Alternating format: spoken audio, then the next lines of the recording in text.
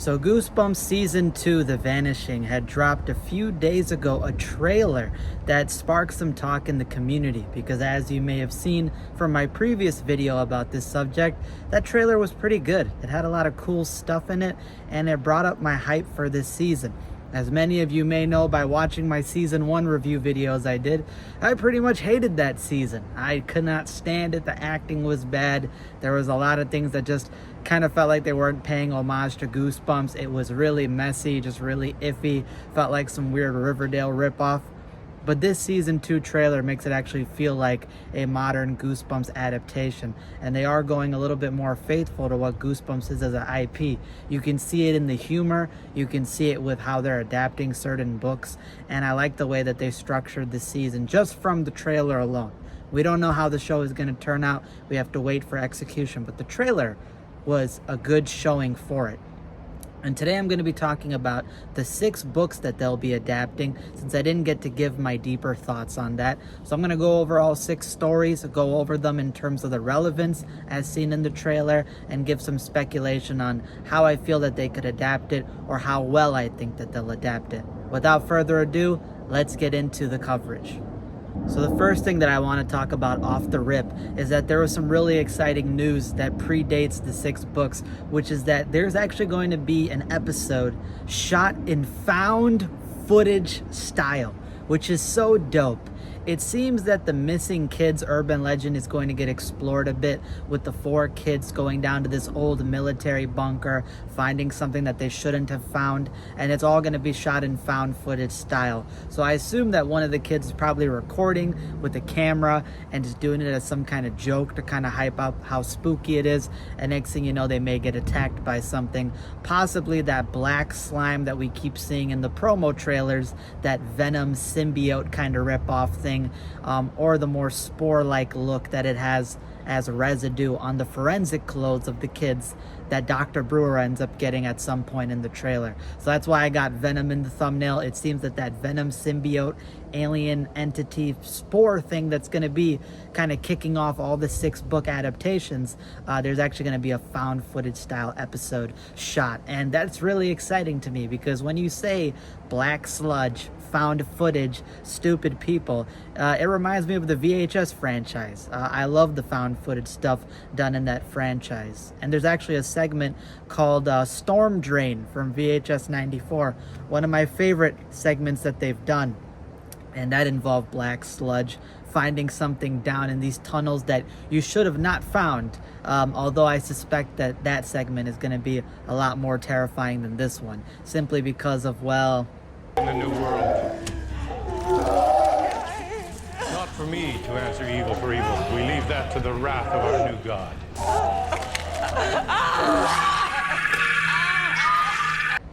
yeah, all hail Ratma. That's all I'll say. But yeah, I'm very excited for this found footage shot style episode. Really, really cool feature to add in Season 2. So I'm looking forward to that. So the first book that I'm going to be talking about is Stay Out of the Basement, which is one that they're adapting, obviously from the OG 62, one of the original 3 books to drop. And this one has the most prominence throughout the entire trailer. You see it in all the different scenes. It's a focal point core book. David Schwimmer is openly playing Dr. Brewer. Dr. Brewer is the main character from the OG 62 book, Stay Out of the Basement. He even references the title of the book when he tells his kids, stay out of my basement, because he's got plants down there, he's got work that he's doing, and we get the hint that his brother might have been one of the 4 kids that went missing in that old military bunker. So he ends up getting some forensic evidence, a piece of his clothing, and it has that black spory sludge on it, that Venom symbiote kind of stuff, I assume. And that's what I think gives the plants sentience, what makes them go crazy. You see some fantastic body horror in this trailer with him having these like tendril worm things coming out of his arm that he has to pull out. You see these vines actually bind his arms together and start dragging him down into this sewer drain area like some giant serpent, which was really sick as well. And you see this kid who ends up getting mad by Dr. Brewer's behavior and smashing his car windows. And you see him him actually break into Dr. Brewer's basement and then get dragged into this freezer area by some entity, which we see off screen. So you got a lot of cool stuff homaging Stay Out of the Basement. You got him eating plant food. You got Dr. Brewer's personality switching up and changing like it was in the book in front of his kids. And yeah, I think overall they're doing a great job at adapting Stay Out of the Basement. I haven't even read the book yet, but I know enough about the plot, enough about the story, enough about the characters that it all seems to line up pretty well. So this is going to be the core central book, it seems, that the entire season is focused around, which is a good direction change, especially compared to season 1, which was pretty much aimless. It had no direction, unless the direction was doo-doo focused, in which case, well, it executed that perfectly. The next book is going to be number 2, Monster Blood, and this one actually has a different change to it. You see, Monster Blood from the books is this little kid's toy in a little rusty container, and it's green. It's meant to be like a playful slime that can actually grow in size and expand, and you see that played out in many different sequels. Monster Blood's always been okay to me. I like it as a fun gimmick in the first book, but after that, it just sort of kind of diminishes. In this season, apparently it's going to be based off of actual blood. It seems that weird black sludge may come into contact with a kid, and the blood might mix with that sludge, causing monster blood. It looks like it has the texture of the Blob from the 2015 movie. It's much more gelatinous. You see this monster blood pouring out in massive volumes from a sink, so it seems like somebody's blood's actually going to be mutated, and that's what becomes monster blood. Somebody's actual blood is going to be contaminated and get sentience. And I think that that's actually a cool direction change. I actually like that idea more than the original Monster Blood, if I'm being honest. The original Monster Blood, again, is a fun, playful idea. It's good, but it's going to get played out. Meanwhile, this seems more darker. Monster Blood has blood in the title, but the original Monster Blood never had anything to do with blood. Here, blood is actually going to be a factor. It's actually monster blood. It's this monstrous substance mixing with human blood and creating this entity. And it seems like it has sentience. It seems like there's a subway attack scene where Monster Blood is chasing after a kid, and it looks pretty badass. So the way that they're adapting this book seems pretty cool. The third book that's being adapted is The Haunted Car, the only Series 2000 book from the lineup that's being adapted, and it's the only lineup book that's not from the OG62. You see the haunted car in the trailer. Kids are driving a car and it seems to get sentience. They lose control. It starts driving on its own. To be frank with you, I don't know why Haunted Car was chosen. I don't know how it plays into the story, unless that monstrous substance somehow enters within like the engine or something and takes over the car, or potentially supernatural forces, which I'll go into in the next book that I'm covering. But yeah, Haunted Car seems kind of random. It looks faithful, of course. It is a sentient car going crazy. It might be possessed by a ghost. It might be possessed by this Venom symbiote ripoff. We don't know. But it does feel like an odd choice. So yeah, not much else to say there, but it is faithful at least. So that's number 3.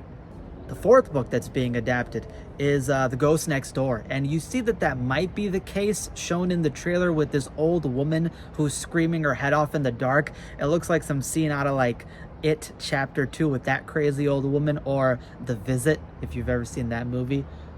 Get in the oven to clean it, please. Yeah, that type of stuff. Way inside. Becca? She's done it before. It'll just take a second.